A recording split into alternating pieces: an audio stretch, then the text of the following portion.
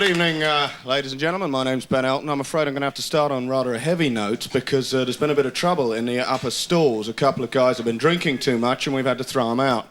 Now, I think the time has come for a timely warning. Alcohol is a poison, all right? It's a poison, and the body is a highly sophisticated piece of natural engineering. It is a highly complex machine. It should be respected. I mean, you wouldn't pour 7 pints of lager in your stereo, would you? You wouldn't buy a camera that spent every New Year's Eve unconscious on the toilet floor. Let the old body get one sorted out. Doesn't matter, not going to live forever, am I? Another round, John, course I can drive. Wallet, was that an old lady? Who cares? All right. Drinking. People are so proud of drinking, aren't they? So proud of themselves for getting drunk. Cool, blimey, you should have seen us last night. You should have seen us. We were throwing up.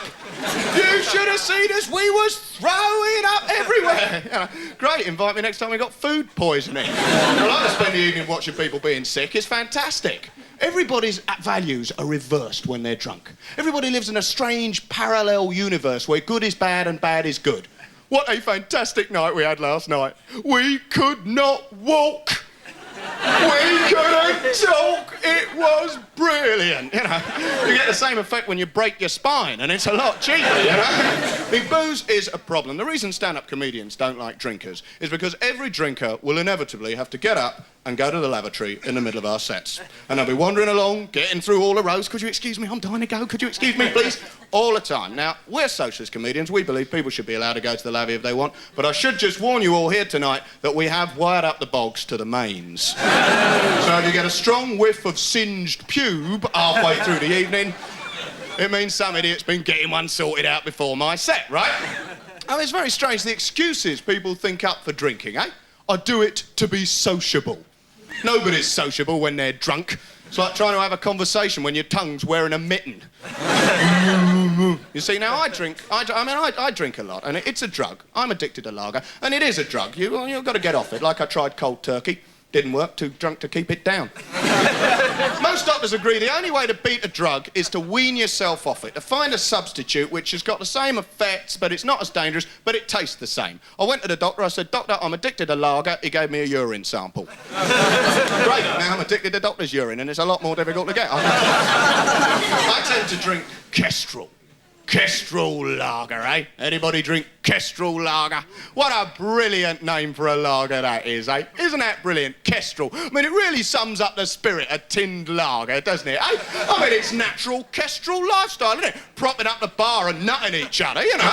You see all the Kestrels in the Lake District gliding high on the Lakeland heather, miles up on the ebbs and flows of the spring wind, thinking, dear, oh dear, I could do with 8 pints of lager and a curry. Kestrel, Norseman, Skoll, all these macho names for tinned lager. Why don't they just come clean, eh? Why don't they call them burp? Like a burp, please, mate. Sorry, mate, burp's off. You'll have to have fart. Real ale is the biggest problem. Real ale, pretentious real ale. I was having a drink in a London weekend bar before we started, having a pint of lager, as is my wont. And a bloke turns to me, he says, "Don't drink that stuff, man, OK? That's not real ale, all right? You shouldn't drink it because it's not real, all right? It's going to screw up your system. It's just not real, all right?" I said, "Try telling that to the taxi driver when you're throwing it up all over his cab on the way home." "It's all right, John, it's not real." Yeah, very existential. It's only dripping out the doors of his taxi and splattered his meter. "How much is that, mate?" £1.50. "No, hang on, there's a carrot on the surcharge, £2.85. Real ale. I'll tell you what. The middle class, they've got this organisation called CAMRA, Campaign for Real Ale. Because they're great, the middle class. You see, they can't stop the bomb, but they can sort out a decent pint. You know, they got the priorities right, fair enough. And they got all these country pubs. Like the other day, I was up the Old Priest's Hole, which is a pub, incidentally, not an archaic criminal offence. Oh, there's a couple of liberals over there a bit worried about that one. They're wondering, was that left-wing or was that gay bashing? Not too sure. It's all right, the gag's been analysed by The Guardian, I can say. It was left-wing, all right? I was up the Old Priest's Hole, having a glass of throbbing Chunder's bowel basher. You know, the real stuff. Consistency of porridge. I was eating it with a spoon. There's a frog dancing round the rim and a length of rusty chain in the bottom. Very appetising. The stuff was so strong, the bar prices were in Braille. You ever had that feeling? Wallet, where the hell am I? They got a car park full of guide dogs. Think about it. It was the only pub I've ever seen had its own stomach pump. I started drinking here, that's for sure. Anyway, finally, I mentioned students the other day. The only place to get a real ale pint is down the student union bar, eh? With the lads from the university rugby club, eh? Pouring it over their heads, singing the hairs on her dicky dido.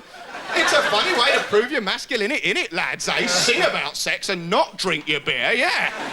I remember, because I was a student, I did a degree in posing, actually, you know. I was there, you know, glass of dry white wine, reading a play, humming a Leonard Cohen ditty to myself. Yeah, still a few old hippies in the audience. Nice to see it. About to, it's still one up for me. And suddenly, the door would get smashed down and in they'd come. 24 mud-stained wallies, right? Rugby balls under their arms. They'd throw up on the floor just so they could skid across it instead of walk. They'd pirouette into the middle of the room, waving their Barclays Bank I don't mind about apartheid grant checks. They'd see me in the corner. They'd say, hey, he's reading a play. He's doing some work at university. That means he's homosexual because he's not doing it. He's not drinking, he's not doing sexist jokes and assaulting women, he's doing work, he must be gay, he must be queer, he's a homosexual. Then they'd drop their trousers, shove their bare bums at me and go off and have a shower together. Now where were they at, eh? Dodgy sexual politics. Good night, thank you.